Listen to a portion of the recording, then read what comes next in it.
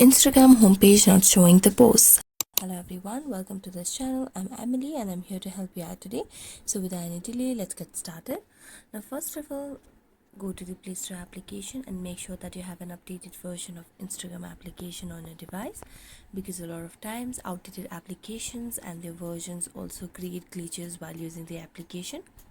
So as you can see, the app is updated to its latest version on my device. So I'm gonna go back and then make a long press on Instagram, then tap on app info. After that, you can see the option of clear data at the bottom right corner of the screen. Tap on that, then clear cache and OK. After that, tap on app permissions.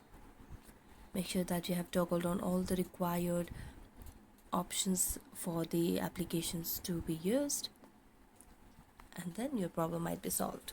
So thank you so much for watching this video. If you enjoyed watching this video, don't forget to like, subscribe and hit the bell notification for more updates. That's it for today. See you next time.